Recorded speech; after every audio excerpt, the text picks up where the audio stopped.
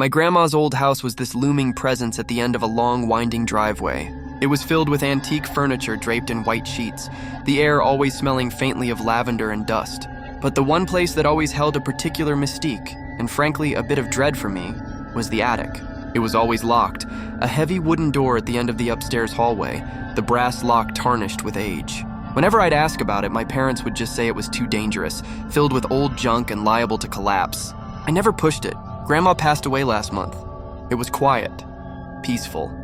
Sorting through her belongings was a strange mix of sadness and nostalgia. And then I saw it.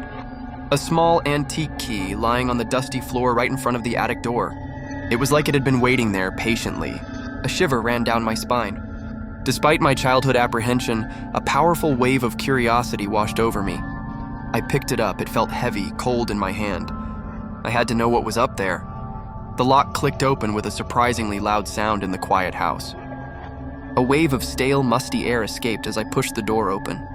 The darkness inside felt thick, almost tangible. I fumbled for my phone, turning on the flashlight. The beam danced across forgotten relics of the past, moth-eaten clothes, stacks of yellowed newspapers, broken toys. And then the smell hit me. It was faint at first, but undeniably there. Something rotten, something organic. My stomach churned. As I ventured further in, my flashlight beam landed on it. In the far corner, partially hidden under a tattered sheet, was a small child's rocking horse.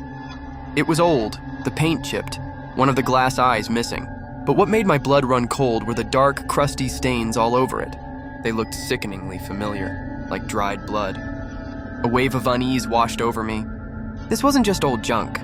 There was something wrong here, terribly wrong. I started to back away, wanting to shut the door and forget I ever found the key.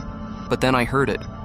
A faint sound, almost imperceptible. A soft, breathy whisper, seemingly coming from the shadows in the corner. It was so quiet, I almost dismissed it as the wind. But then it came again. Clearer this time, my name. My heart pounded in my chest. I froze, my flashlight beam shaking. "Who's there?" I called out, my voice barely a whisper. Silence. Then the whisper again. "Your fault." It was a child's voice. Faint, weak, filled with a sorrow that pierced me to my core. I edged closer to the rocking horse, my hand trembling as I pulled away the rest of the sheet. And then I saw it. Scrawled in faded crayon on the wooden floorboards beneath the horse were letters. Jumbled at first, but as I pieced them together, they formed a name. A name I vaguely recognized, my Aunt Sarah, my mother's younger sister who supposedly died young before I was born. The family never talked about her. It was like she'd been erased.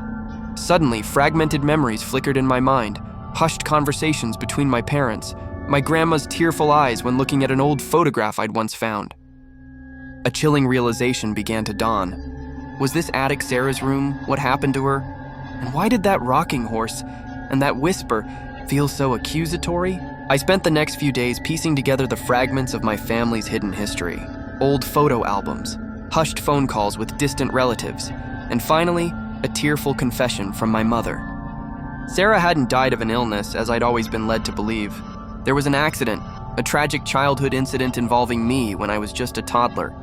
An accident that my family had tried to bury, locking away the memories and perhaps Sarah's belongings in the attic. The whisper. It was my own mind playing tricks on me, fueled by fear and the unsettling discovery. But the rocking horse, the blood stains, which turned out to be old paint, though they looked disturbingly real, and the hidden name on the floor painted a vivid picture of a lost life and a family burdened by unspoken grief. I never received a clear answer as to why the key was just lying there. Perhaps it was a subconscious act of my grandmother, a silent invitation to finally confront the past. I still own the house.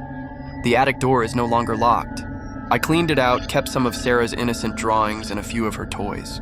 It's no longer a place of fear, but a quiet reminder of a family secret and a sister I never knew. The inheritance wasn't just the house and the money, it was the truth, however painful it may have been. If you're gripped by real-life mysteries and shocking confessions, hit that subscribe button. Join the Story Shock family for more true stories that will keep you on the edge of your seat.